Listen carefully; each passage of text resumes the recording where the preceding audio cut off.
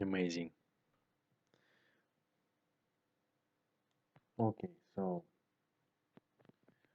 I think this is the most interesting part, and I will do several versions of this one. Just would like to be sure that there are several versions of me expressing the same point, probably in 1 minute, in 3 minutes, in 5 minutes, in 10 minutes, just because I think this is helpful and this is actually the main point I would like to bring up for the discussion, right? And the format here is basically an audio recording to a friend. That's why it's a free flow, and it is really this. It's a monologue, but in essence, this is an exchange of audio messages. So it's a conversation that I am in, having in mind when I'm sharing this.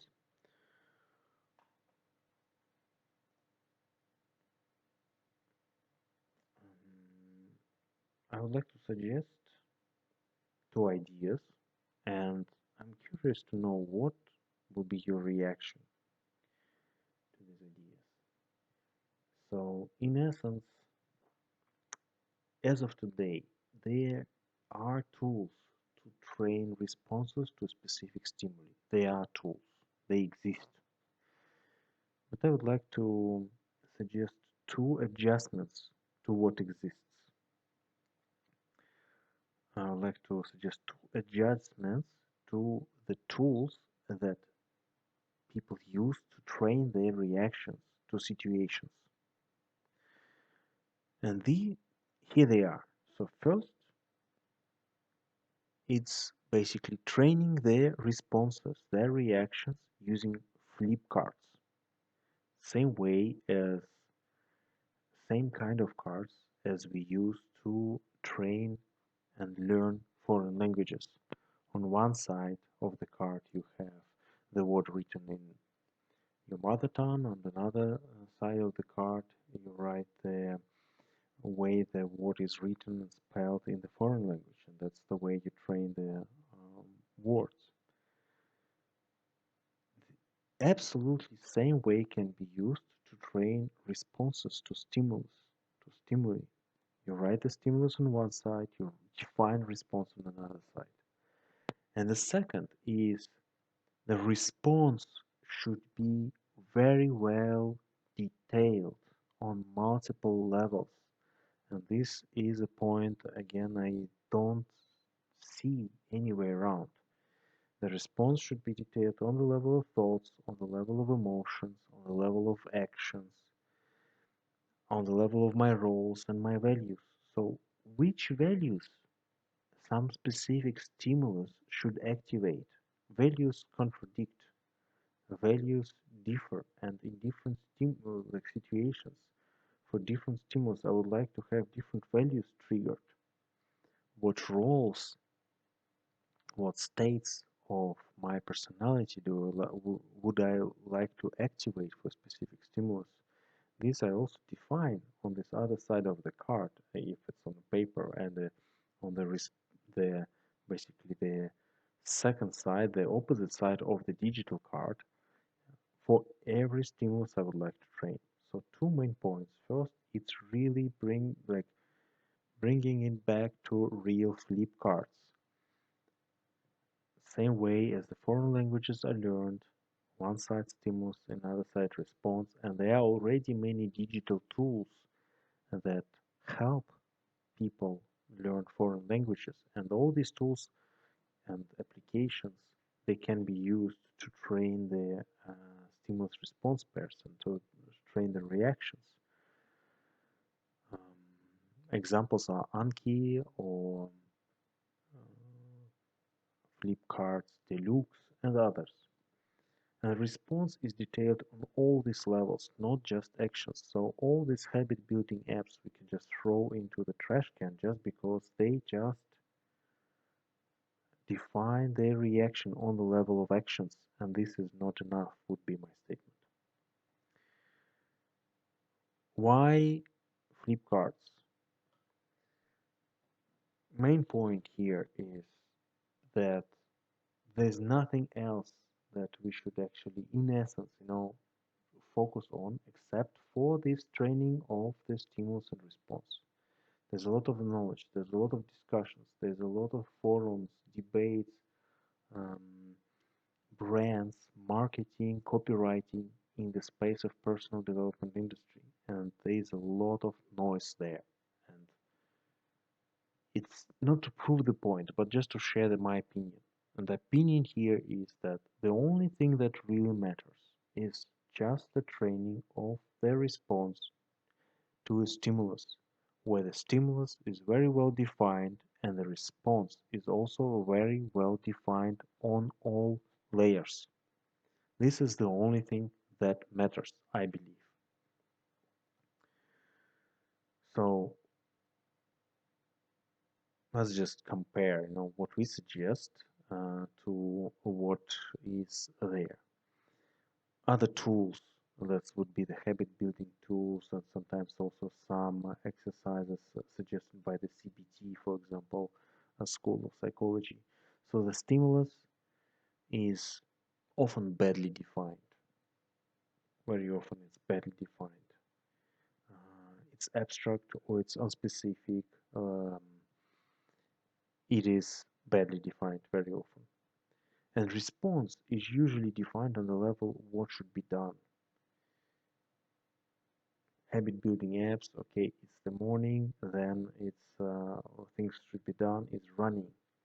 But these tools, they don't define what the person should think, experience, while running or in that morning situation. Should the person feel um, himself or herself as a victim or embarrassed while running? Or we really would like to define and pay attention to all these other layers.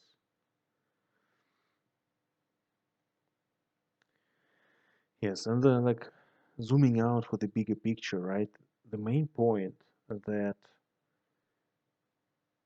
our reactions are already trained by our life experiences, religions, education, therapies, coaching, mindfulness practices, schools of philosophy, even these, even though not directly, but all these train my responses to stimuli. My culture, another point here that should have been added.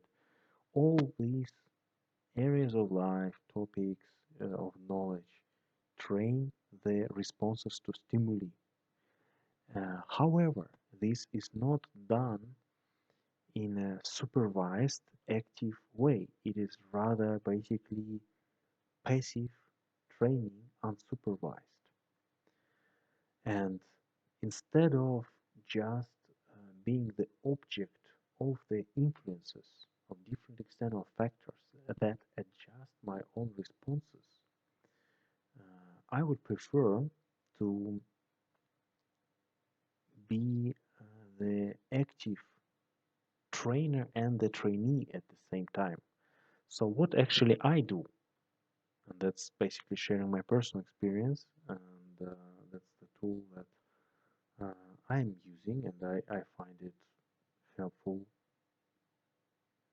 exciting, and cool, and I would like to discuss it further and share further more details about it, is, is the following. So what do? I deconstruct everything as stimulus response pairs. I don't see anything a touch of God or any, the evolution of free will or the effect of macroeconomic situation. No, everything is a pair of stimulus and response. So within me and the external environment, I see this as the pair stimulus and response. This is basically, these are the glasses, or filter, or whatever term we use, or paradigm. We can use different terms, but the point is, this is, the codec or the converter that I use when I experience something. I just search and identify and interpret it as a stimulus and response pair. Then I log these pairs. Especially I pay attention to the ones that I would like to update. If the response is not the one that I'm happy with, I would like to log the pair. And then I specify the update I want to make. Basically, that's rewriting the code, specify the update I would like to make on all the levels of my reaction. And even if the level of action was correct, there are other levels of reaction that potentially can be improved. All these can be specified. And then this reaction can be trained with stimulus responses pairs, as in the new pair is trained with flashcards. Why flashcards? Because and that's the separate video that we recorded and uploaded. Basically, the natural environment, natural conditions do not offer us enough situations to train the stimulus response pairs. Therefore, to increase the repetition count and the volumes of training, the flashcards can be used.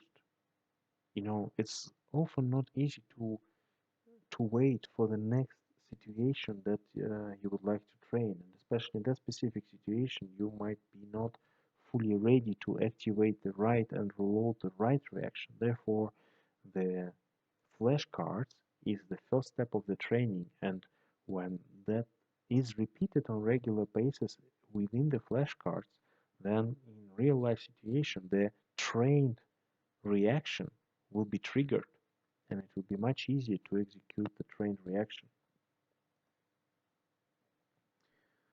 However, unfortunately, maybe it's not unfortunately, but the tricky part is the process of the specification, you know, of the updates. Basically, it's not easy to specify the update that we want to make. It requires thinking. It is really a design process um, that often requires a thought partner, a peer coach or someone else who probably can reflect and react to the and help with the thought process here. So still, this is a tricky part. It's not that there's a silver bullet that resolves all the troubles that um, people deal with, but there is an opportunity here, I feel.